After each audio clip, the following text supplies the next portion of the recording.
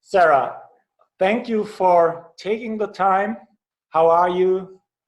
You and your family, your husband, and how is the situation? You are just or at the moment in LA where you live. So give us a short introduction of your life now. Yeah. Well, first of all, it's nice to see your face again. It's been a while. I expected to see you around this time. So Yeah. here we are, even though it's not in person, but I'm doing pretty well.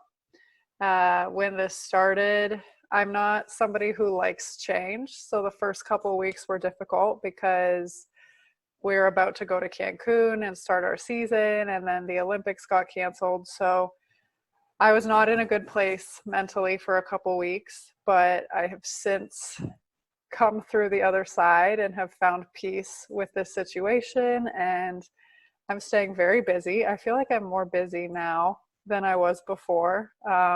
Just doing a lot of projects and things that I have not had time to do before when I was busy. I'm working out a lot, trying to stay fit. I'm doing coaching for kids over Zoom. Ah, Um, yeah, I'm staying very busy. So I have found a very nice rhythm right now.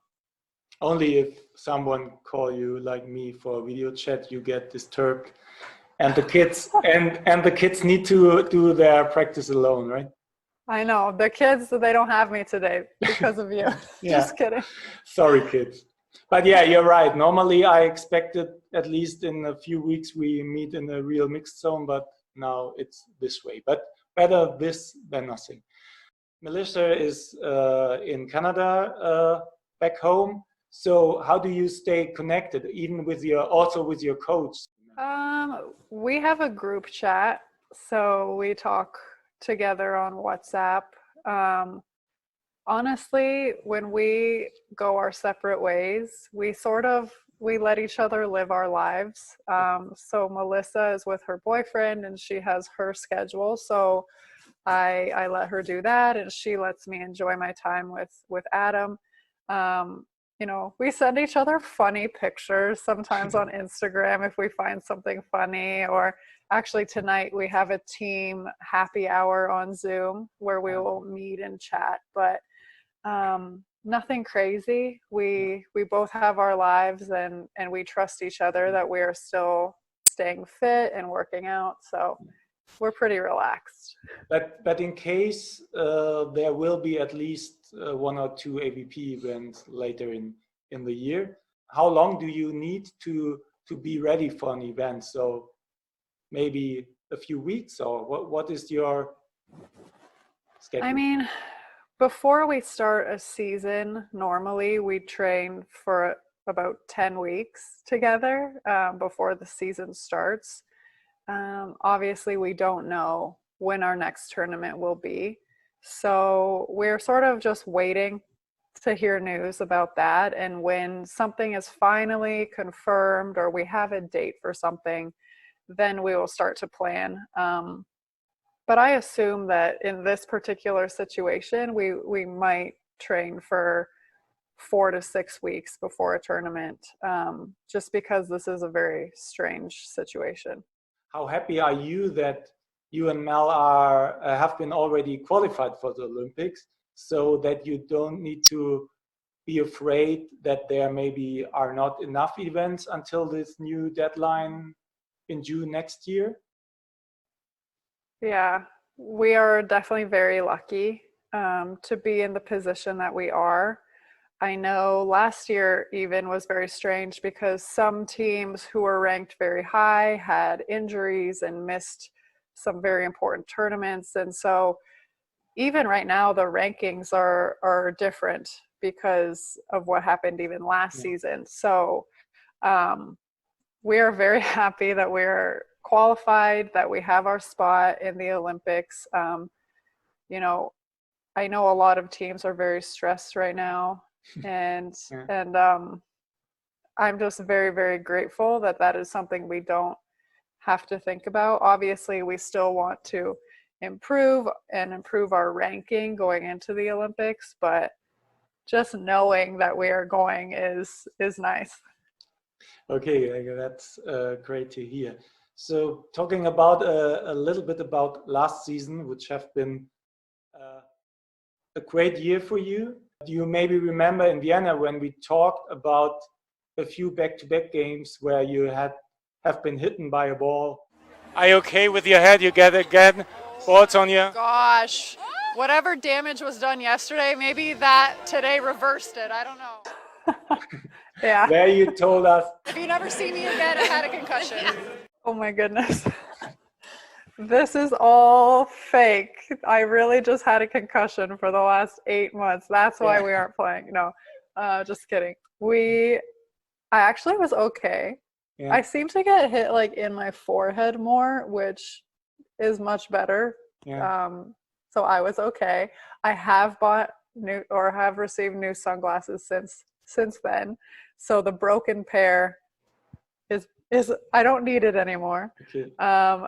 But this is something, it happens too much to me.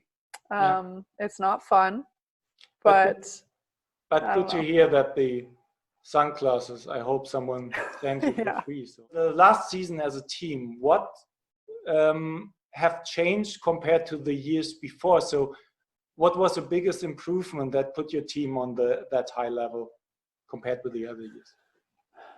I think there were a couple of things.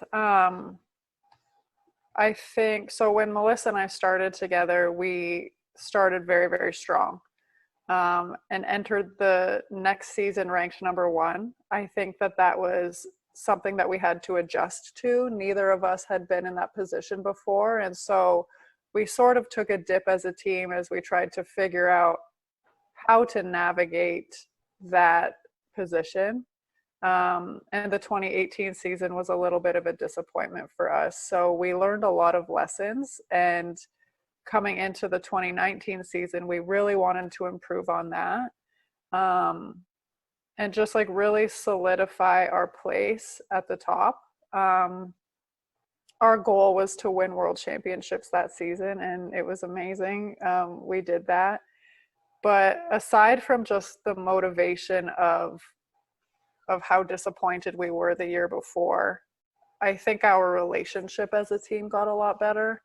I say a lot, but at this level, absolutely everybody is really good at volleyball. And I think that the difference between the top teams and the ones who may not be are how we work together on the court and our relationship as teammates. And I think Melissa and I really settled into a place of comfort and trust in one another, and that really came through in the more difficult moments. How is your feeling about the postponement of the Tokyo Olympics? Because you have been on such level, and then it's 1 more year. So yeah, I would have loved to play it this year. I think, like you said, we had very good momentum. We were heading in a very good direction, and even seeing how we were playing in the preseason, we were playing at a very, very high level. We were really ready for the 2020 season, and I had this feeling that it was going to be amazing. I felt that the 2020 season was going to be great. So to have it stop and then to have the Olympics postponed was very difficult because it just ended.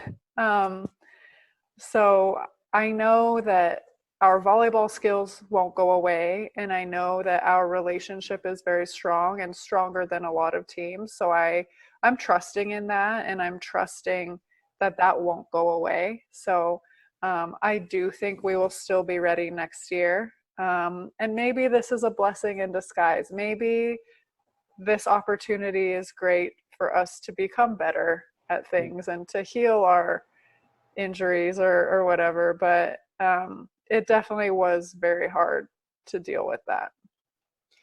And in general, we met so often in last season because the most tournaments are 1 week and the other. Can you tell us the mindset of a player, because you've done it for so long, when you win a big tournament on Sunday and then are back in the pool play on Wednesday and maybe lose against a team you just have beaten easy 3 days before. Yeah. So that's tough. it's even hard tough for us to. It's difficult as an athlete because winning a tournament is always the big goal, and we want to be able to celebrate that accomplishment. But with the tournaments back to back, it's sometimes difficult to turn off a victory and move on and just start again.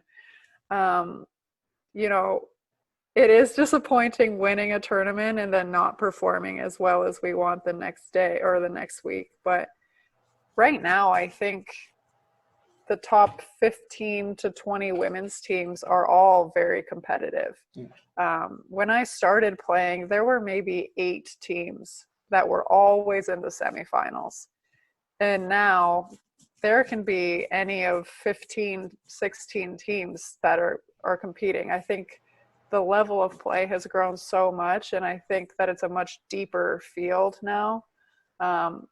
So we can never take time off, or we can never take a break, because the competition is so good, which I love. I love that. I love that we always have to play well to win a game, but sometimes after we win a tournament, it's like, I just want to enjoy it for one more day. Yeah, and you won the biggest tournament last year, the World Champs.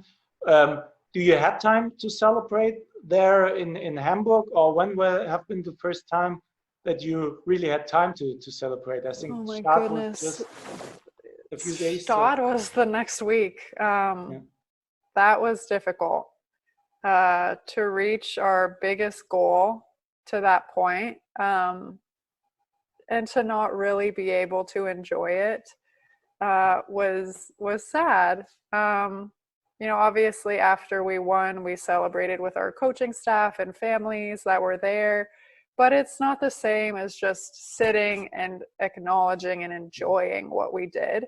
The next week, a few days later in Stad, we did not have a good tournament.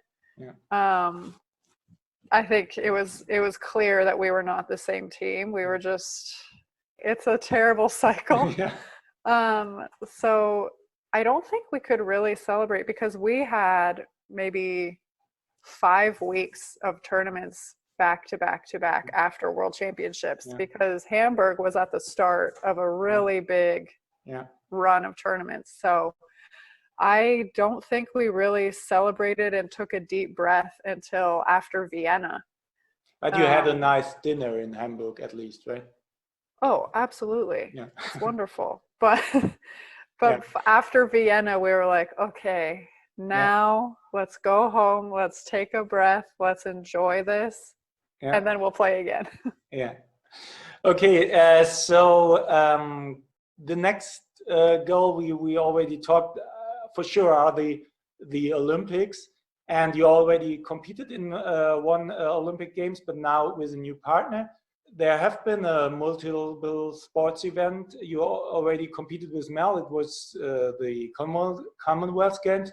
Do you think this also helps your team, because the mode or the environment there and the feeling is a little bit closer to any other tournaments compared to the Olympics? Oh, for sure. I think a multi-sport games is something that you can't prepare for. There's so much going on. There are so many people, so many athletes, and it lasts a long time. So for Commonwealth Games, we were in Australia living together in a very small room for almost 1 month straight. And it was just very chaotic with all the sports and everything. So I think that experience will definitely help us. Just knowing that we did that together and that we won in that kind of situation. I'm very glad that we played that tournament together. And it looked like that you also handled the small line between the pressure of the competition and the fun things like being in the village. And I saw you having 5 different sorts of food truck there. So you also managed to to know when to change to competition mode? Yeah, I mean, we were there for so long, and we arrived a couple weeks in advance of the tournament. So we had a lot of time to get adjusted to the time zone, and being there so early, we had to do some fun things. I think Melissa and I do that very well, is we stay true to who we are, and we balance our work and our life very well. So yeah, when it's volleyball time, it's volleyball time. And when it's lifetime, it's lifetime. What makes Olympics so special for you? I think this is a question every athlete will be asked, but yeah, maybe in a short sentence.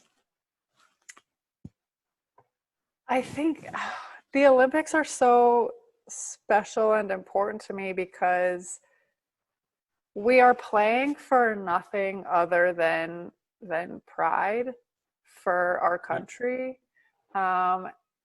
There's no money, there's no sponsor. Like, we are just playing for our country and for the love of the sport. And I think that is the pure essence of sport. I think the Olympics bring the world together like nothing else does. And to be able to be a part of that and to be, you know, a source of inspiration for young kids in our country is just something that's really, really special to me. Okay, and beside the Olympics, what is the tournament you most like during the year? Oh, I love Stade. I love Vienna. I love Hamburg. Probably those three. Okay.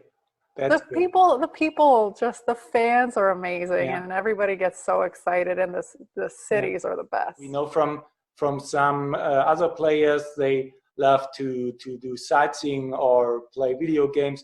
How do you spend your, so to say, free time on the road? Free time on the road. In Stade, did you ever make a hike there or a mountain bike tour? In Stade, I went up to the glacier. I went and did a glacier hike. Yeah, last year. That's good. It was very cold. It was the summer. I did not have a big jacket. I was very cold. Yeah. Indeed. I need to plan better next year. Yeah. I don't want time to do that because then that's what we lost. What I want to remember you. You always play until Sunday, and then there's no time. So, what is your sports you're doing next to beach volleyball, if there is any? If I was not a beach volleyball player, I would play tennis. I love tennis. I go out and play with my husband when the courts are open. They're not open right now, but I love tennis. The lockdown is at least or minimum a few weeks additional, or? They announced that we will have stay at home until August. Okay. So 3 more months. Okay. But could it be, is it the case that there maybe is an exception or a special rule for the players to at least be on a practice court? Right now, I have heard nothing. Right now, I know in Canada, they are looking at the Olympic sports, and volleyball is considered one of the highest risk sports. So I think it will take longer for volleyball to come back. And then in LA, the beach volleyball courts are still closed. So I don't know. It will take a little while, I think. But thank you for the interview, and for sure stay healthy, and I hope we all can see us in the future when everything is a little bit back to normal. Yeah, it was good to see you again, and when everything is over, I'm sure I'll see you again soon.